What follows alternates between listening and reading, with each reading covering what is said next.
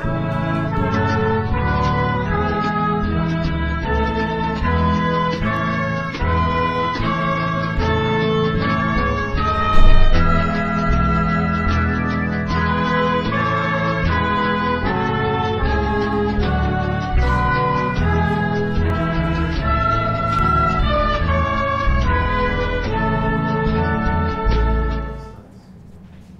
enseignants, enseignantes et élèves francophones et francophiles, salut et bienvenue à la revue de la leçon 2 de l'école du dimanche des adultes.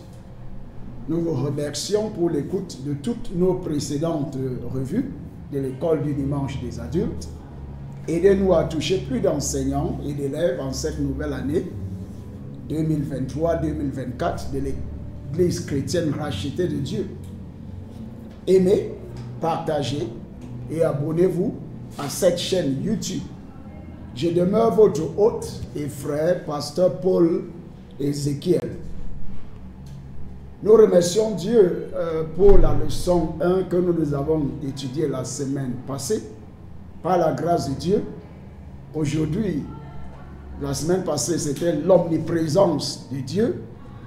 Aujourd'hui, par la grâce de Dieu, en leçon 2 qui sera enseignée ce dimanche 10 septembre 2023, le thème de notre étude, c'est la théophanie. La théophanie. Avant de commencer avec la leçon, prions. Père, aide-moi à comprendre ta présence multiforme. Père, aide-moi à comprendre ta présence multiforme. Au nom de Jésus-Christ, nous avons prié. En connaissance préalable, il incombe à l'enseignant de permettre à l'enseignant adjoint ou assistant de revoir la leçon de la semaine précédente sur l'omniprésence de Dieu. Et comme nous l'avons vu, par la grâce de Dieu, l'omniprésence de Dieu veut dire que Dieu est partout et en même temps et au même moment. Ce qui n'est pas le cas avec l'être humain ou les hommes.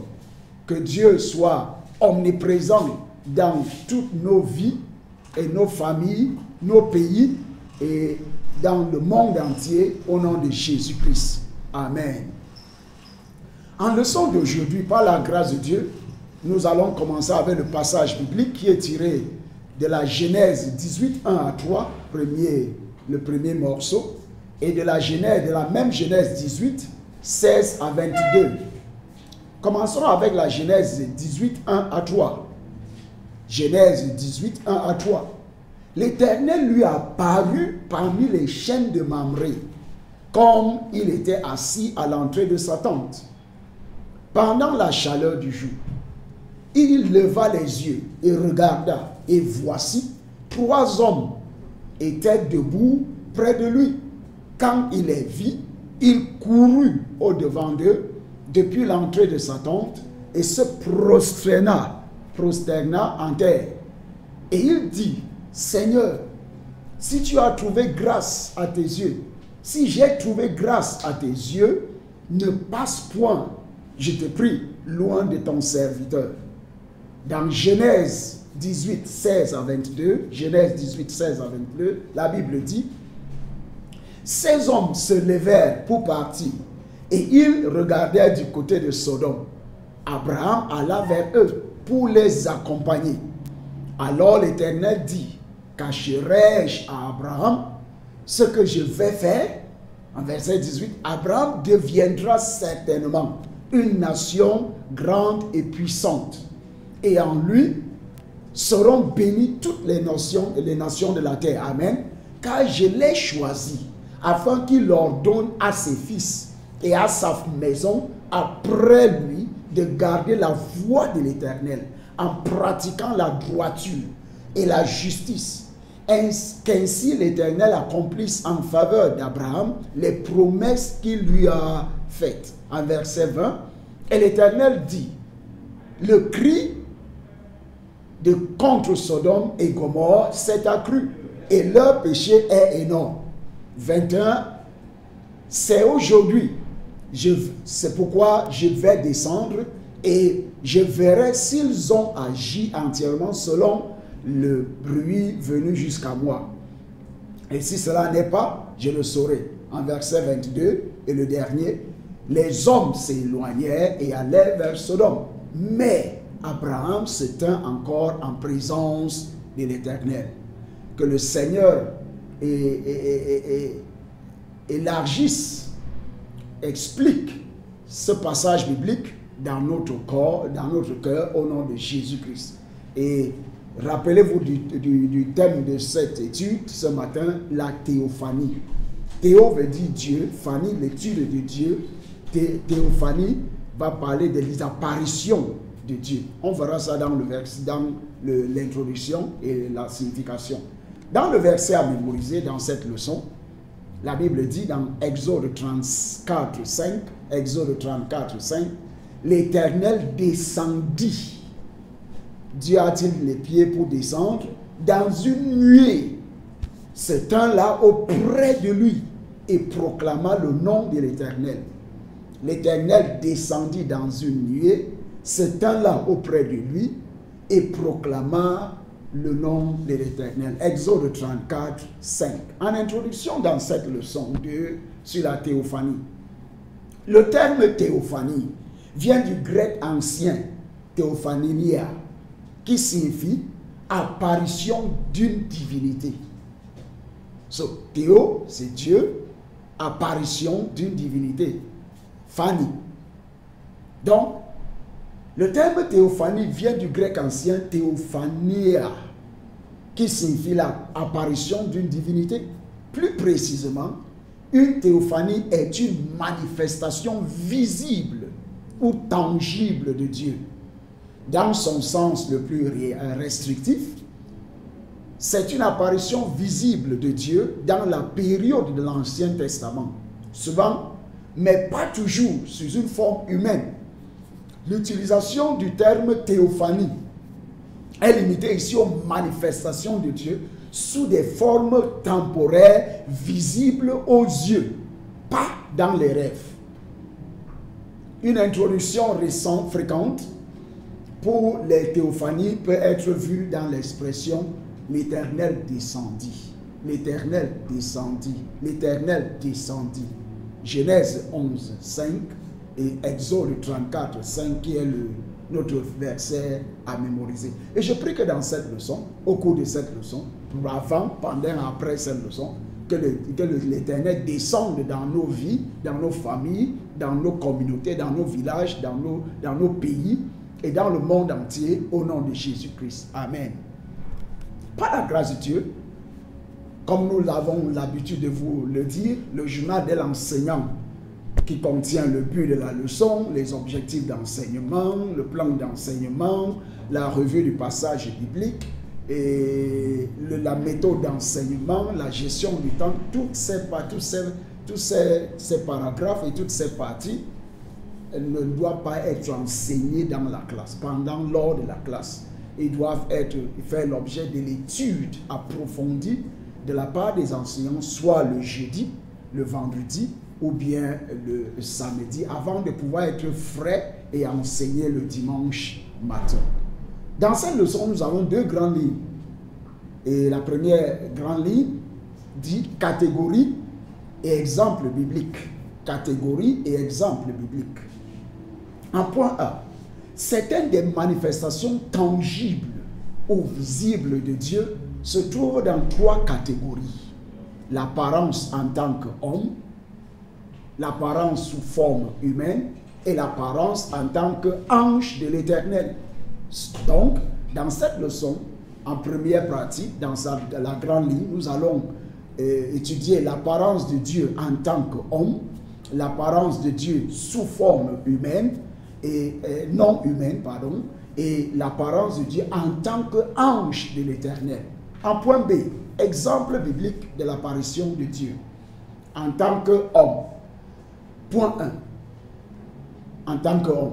En point I, point 1, si vous voulez, Genèse 18, 1 à 3, 13 et 17, Abraham avait des visiteurs, deux anges et Dieu lui-même.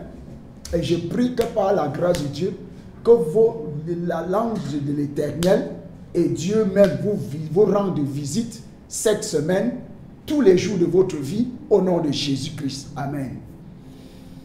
Il les a invités à venir chez lui. Et Sarah et lui les ont reçus. Dans le point B, dans Genèse 32, 22 à 30, Genèse 32, 22 à 30, la Bible dit, Jacob a lutté contre eux avec ce qui semblait être un homme, mais qui était Dieu en réalité. Dans le verset 28 à 30, la Bible dit, il dit encore, ton nom ne sera plus Jacob, mais tu seras appelé Israël, car tu as lutté avec Dieu et avec des hommes, et tu n'as pas été, et tu as été vainqueur. 29, Jacob l'interrogea en disant, fais-moi, je te prie, connaître ton nom. Et il répondit, pourquoi demandes-tu mon nom? Et il le bénit là. Dans le verset 30, la Bible dit, Jacob appela ce lieu Péniel, car dit-il, j'ai vu Dieu face à face et mon âme a été sauvée. Je prie que vous voyez Dieu face à face ce jour et tous les jours de votre vie au nom de Jésus-Christ. Amen. Dans Daniel 3, dans le point 3, Daniel 3, 23 à 25, Daniel 3, 23 à 25, la Bible dit, le quatrième homme dans le feu n'est autre que Dieu. Le quatrième homme dans le feu n'est autre que Dieu. Et ces trois hommes, Shadrach, Meshach et Abednego, tombèrent liés au milieu de la fournaise ardente. Alors le roi Nebuchadnezzar fut effrayé et se leva précipitamment. Il prit la parole et dit à ses conseillers, n'avons-nous pas jeté au milieu du feu trois hommes liés? Ils répondirent au roi, certainement au roi. Mais, il répondit et dit, eh bien, je vois 4 hommes sans lien qui marchent au milieu du feu et qui n'ont point de mal. Et la figure du quatrième ressemble à celle du Fils de Dieu, des dieux. Dieu soit loué au nom de Jésus-Christ. Dans l'apparition de Dieu sur une forme non humaine, dans le point 2, l'apparition de Dieu sur une forme non humaine.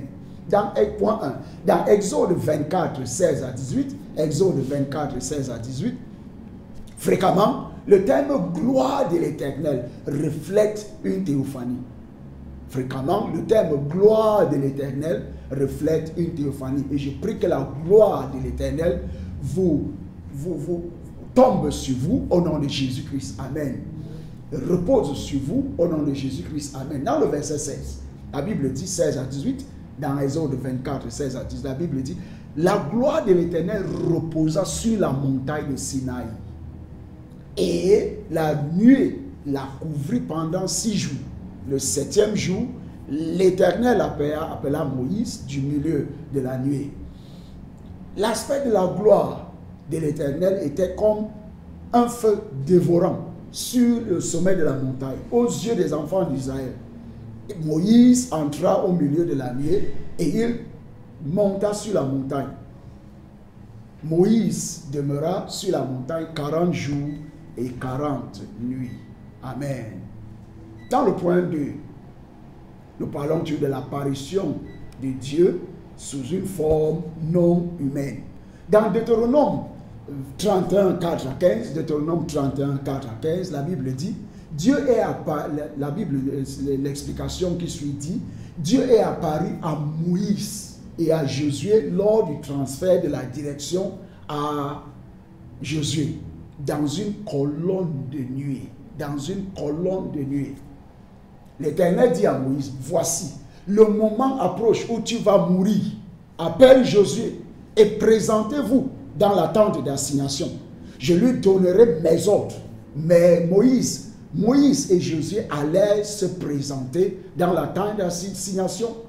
En verset 15, et l'Éternel apparut dans la tente dans une colonne de nuée. Et la colonne de nuée s'arrêta à l'entrée de la tente. Dans le point 3, dans le point 3, on parlera ici de l'apparition de Dieu comme l'ange de l'Éternel. Comme l'ange de l'Éternel. Ceci est aussi appelé angélophanie angélophanie. Il y a une différence entre un ange et un ange de l'Éternel. Je prie que l'ange de l'Éternel repose sur toi, sur vous, au nom de Jésus-Christ. L'ange de l'Éternel se réfère généralement à lui-même comme l'Éternel ou Dieu dans l'Ancien Testament. Ce n'est pas chaque apparition d'ange qui est une théophanie. Il faut noter ça. Ce n'est pas chaque apparition d'ange qui est une théophanie. En point 1, dans Genèse 16, 7 à 14, vous allez lire ça à votre temps libre. Dans Genèse 16, 7 à 14, nous allons essayer de stresser, de mettre l'accent sur le verset 13. L'ange de l'Éternel apparaît à Agar. L'ange parle comme Dieu lui-même, à la première personne. Et au verset 13, Agar identifie l'Éternel qui lui a parlé, comme le Dieu qui voit. Comme le Dieu qui voit. Dans Genèse, point 2, dans Genèse 22, 11 à 12, Genèse 22, 11 à 12, l'ange de l'Éternel apparaît à Abraham et se réfère à lui-même comme Dieu à la première personne. Dans verset 11 à 12, la Bible dit, Genèse 22, 11 à 12, alors l'ange de l'Éternel l'appela des cieux et dit, Abraham, Abraham. Et il répondit, me voici. L'ange dit, n'avance pas ta main sur l'enfant et ne lui fais rien, car je sais maintenant que tu crains Dieu et que tu ne m'as pas refusé ton fils, ton unique. Amen. Dans le point 3, dans Genèse 31, 11 à 13, Genèse 31, 11 à 13, la Bible dit, l'ange de Dieu dit, je suis le Dieu de Béthel. Je suis le Dieu de Béthel. Et l'ange de Dieu me dit en songe, Jacob. J'ai répondu, me voici. Et il dit, lève les yeux et regarde. Tous les boucs qui couvrent les brebis sont rayés, tachetés et marqués, car j'ai vu tout ce que te fait Laban. Je suis le Dieu de Béthel, où tu as un monument, où tu m'as fait un vœu. Maintenant, lève-toi, sors de ce pays et retourne au pays de ta naissance. En activité de classe 1, dans cette leçon, la théophanie, les élèves doivent faire part à la classe des catégories de théophanie submentionnées dans lesquelles ils ont rencontré Dieu. En guise de récapitulation, nous avons vu l'apparition de Dieu en tant que Dieu lui-même. Nous avons vu l'apparition de Dieu en tant qu'homme.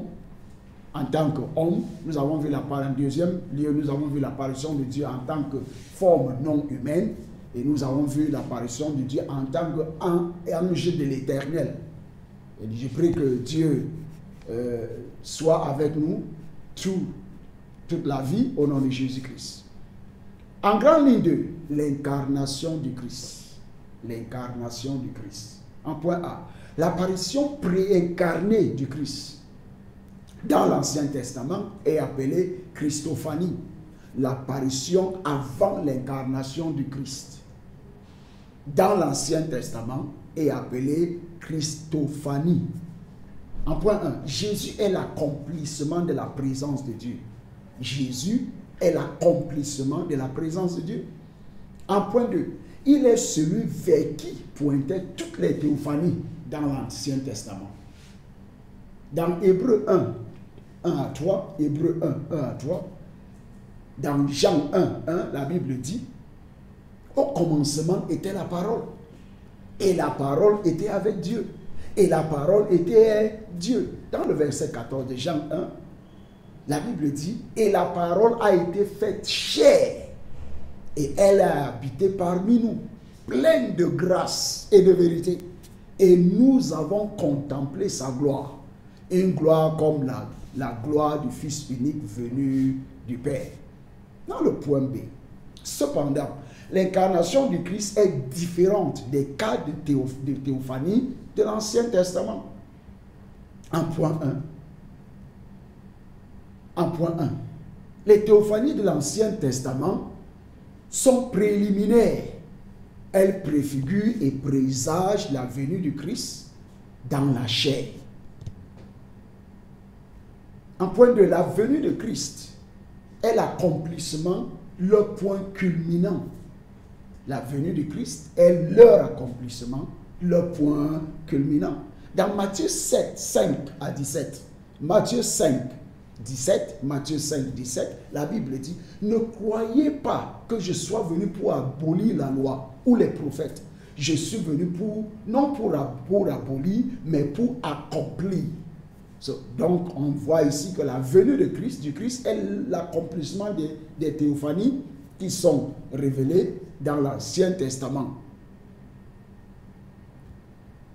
De plus, dans le point 3, l'incarnation du Christ est permanente.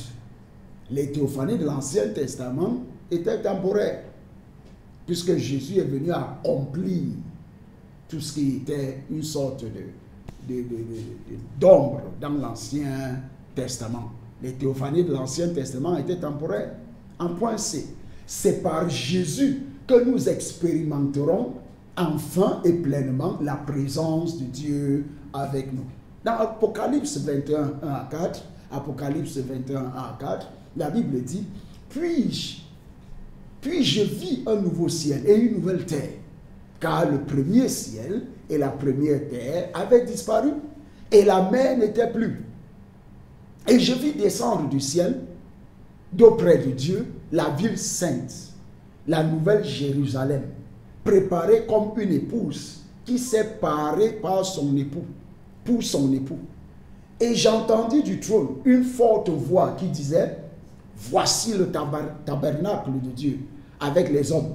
Il habitera avec eux et ils seront son peuple. Et Dieu lui-même sera avec eux. Il essuiera toute larme de leurs yeux. Amen. Et la mort ne sera plus. Et amen. Et il n'y aura plus ni deuil, ni cri, ni douleur, car les premières choses ont disparu. Amen. En activité de classe 2, la classe doit discuter des raisons pour lesquelles elle croit que le Christ est la plénitude de la présence de Dieu que tout homme peut souhaiter. En conclusion, dans cette leçon sur la théophanie, les apparitions, les manifestations de Dieu sous forme humaine, sous forme non humaine et sous forme d'ange et surtout d'ange de l'Éternel. En conclusion, le point principal d'une théophanie est de savoir que Dieu est présent avec l'humanité. Le point principal d'une théophanie est de savoir que Dieu est présent avec l'humanité. Je prie que Dieu soit présent avec vous au nom de Jésus-Christ. Amen. Pour toujours. Cela est finalement exprimé par le Christ. Et c'est pourquoi nous vous encourageons dans toutes nos leçons pour que vous ayez Jésus-Christ dans votre cœur. Acceptez Jésus-Christ dans votre cœur comme votre Seigneur, Sauveur et Maître personnel, pour qu'il soit en permanence avec vous jusqu'à la fin des temps. En évaluation dans cette leçon, les enseignants devraient demander aux élèves de faire la distinction entre la théophanie de l'Ancien Testament et la réincarnation du Christ d'au moins 3 façons.